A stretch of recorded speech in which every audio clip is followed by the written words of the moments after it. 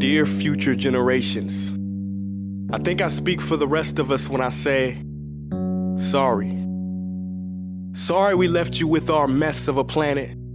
Sorry that we were too caught up in our own doings to do something. Sorry we listened to people who made excuses to do nothing.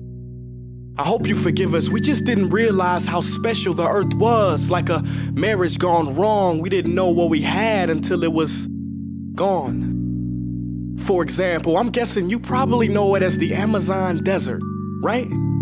Well, believe it or not, it was once called the Amazon rainforest, and there were billions of trees there, all of them gorgeous, and... Oh, you don't know much about trees, do you? Well, let me tell you, trees are amazing. I mean, we literally breathe the air they are creating. They clean up our pollution, our carbon. They store and purify water, give us medicine that cures our diseases, food that feeds us, which is why I'm so sorry to tell you that we burn them down. Cut them down with brutal machines, horrific, at a rate of 40 football fields every minute. That's 50% of all the trees in the world gone in the last 100 years. Why? For this. And that wouldn't make me so sad if it weren't so many pictures of leaves on it.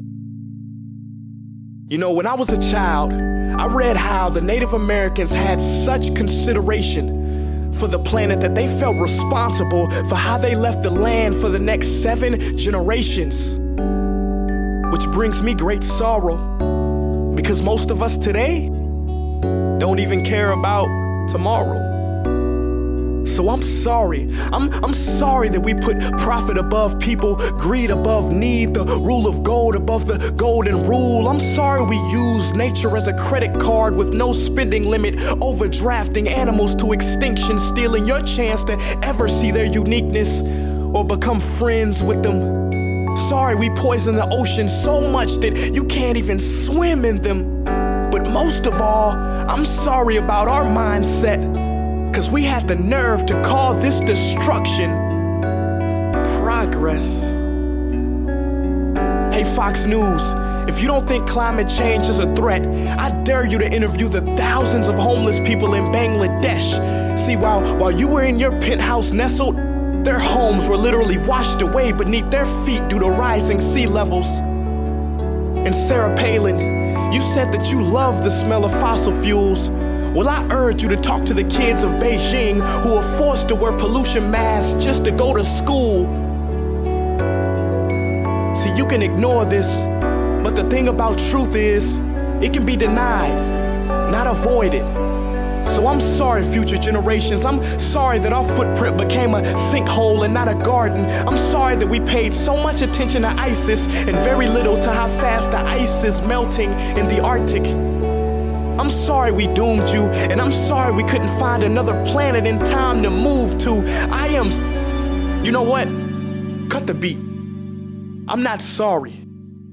This future, I do not accept it, because an error does not become a mistake until you refuse to correct it. We can redirect this. How? Let me suggest that if a farmer sees a tree that is unhealthy, they don't look at the branches to diagnose it, they look at the root. So like that farmer, we must look at the root, and not to the branches of government, not to the politicians run by corporations. We are the root, we are the foundation, this generation. It is up to us to take care of this planet. It is our only home. We must globally warm our hearts and change the climate of our souls and realize that we are not apart from nature, we are a part of nature, and to betray nature is to betray us. To save nature is to save us. Because whatever you're fighting for, racism or poverty, feminism, gay rights, or any type of equality, it won't matter in the least.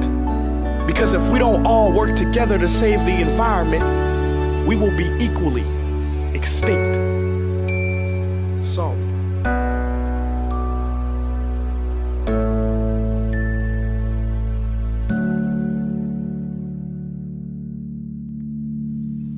Hey guys, for the past several weeks, I've been here in Africa, the heart of Africa, witnessing the horrific destruction of the rainforest, which inspired me to write this piece. Why are forests being destroyed at such an enormous rate? For this. Today we live in a world where destroying trees makes you money. So what can we, normal people, do about it? One way to directly fight the destruction is to stand for trees. By standing for trees, not only can you save the lives of trees, help forest communities, and protect the rights of animals to live in their homes, but you will also balance the amount of pollution that you yourself give off with your everyday activities, making you a part of the solution and not the problem. This is the option that I chose. But whatever way that you choose to stand for trees, do it. Because a wise man once said, when the rivers are all dried up and the trees cut down, man will then realize that he will not be able to eat money.